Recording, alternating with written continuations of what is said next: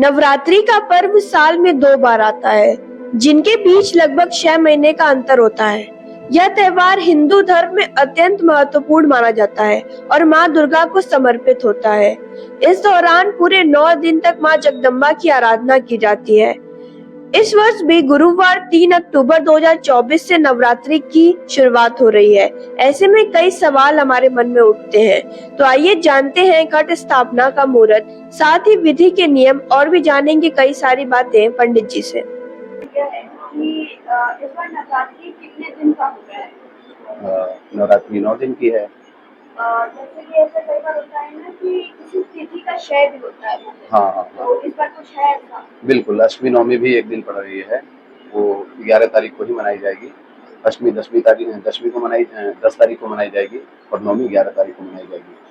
इन पर माता किस पे सवार होकर आ रही है, किस वाहन से? हाँ, देखिए, तो ऐसे तो हम सभी लोग जानते हैं कि माता रानी का जो सवारी है वो सिंह है, ठीक है। और लेकिन जब नवरात्रि जिस दिन से प्रारंभ होती है, जिस भी दिवस से प्रारंभ होती है, उस प्रकार का उनका वाहन बताया जाता है। जैसे शशि सूर्ये गजारूढ़ा शनि भौमे तुरंग में, यदि माता रानी का आगमन चंद्रवार यानी सोमवार और रविवार को होता है, तो उसका फल जो है महिष पर बताया जाता है कि माता रानी जो है कि महिष पर विराजमान होकर के आती है। इस बार नवरात्रि 3 तारीख से प्रारंभ हो रही है, तो बृहस्पति है। तो हाँ, तो गुरौ शुक्रे च डौलायाम, यानी डोली पर माता रानी का आगमन होगा। गुरुवार को यदि नवरात्रि प्रारंभ होती है, गुरु शुक्रे च डौलायाम, तो डोली पर माता रानी का आगमन होगा और उसका फल बताया गया है। इसी प्रकार से वातावरण जो वर्ष भर का जो फल है वो इन्हीं श्लोकों के द्वारा माता रानी के आगमन के द्वारा ही बताया जाता है, ठीक है।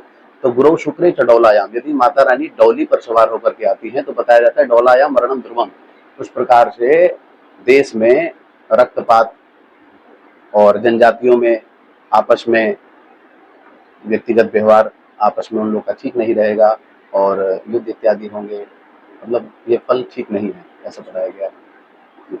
जैसे कहा जाता है कि शक्ति की आराधना करने से माँ सबको मनचाहा वरदान देती है, तो इस बार नवरात्रि में कैसे माँ की आराधना करें? बिल्कुल, देखिए, कहा गया है ज्ञानी नाम अपनी चेतांशी देवी भगवती सा बलादा कृष्ण मोहाय महामाया प्रयच्छति। इस समय हमारा जो देश है ना वो माया से ग्रसित है। नाना प्रकार के हम लोग देखते हैं, न्यूज चैनल टीवी पे आप लोग के माध्यम से देखने को मिलता है आप लोग को कि कहीं पर किसी प्रकार से क्या हो रहा है, कैसा क्या हो रहा है, तो ये सब सही नहीं है। तो समस्त देश जो है माया से ग्रसित है। यदि माता रानी के इस मंत्र का जप या संपुटित पाठ ये भारतवर्ष जो हमारी अधिष्ठात्री लोग हैं, मतलब सरकार हैं, अगर इस प्रकार का वो पाठ पूजन कराते हैं तो समस्त देश में ये माया जो फैली हुई है ये कहीं ना कहीं शांत होगी, ठीक है। तो यह शास्त्र बताते हैं। घट स्थापना की अगर बात करें तो घट स्थापना का शुभ मुहूर्त क्या है? जी बिल्कुल, देखिए, नवरात्रि कभी भी पड़े, ठीक है, एक हमारे अभिजीत मुहूर्त आता है। तो अभिजीत मुहूर्त में यदि कलश स्थापन लोग करते हैं तो उनको अच्छा फल मिलता है। जैसे घट स्थापना में लोग 9 दिन का व्रत रखते हैं, जी, मतलब उसका क्या महत्व है? 9 दिन का व्रत करने का तो बहुत बड़ा महत्व है। देवी पुराण में भी लोग कहते हैं कि यदि भगवती की जिस प्रकार से लोग आराधना करते हैं उसी प्रकार से माता रानी उनको फल देते हैं, वर्ष भर फल देती हैं।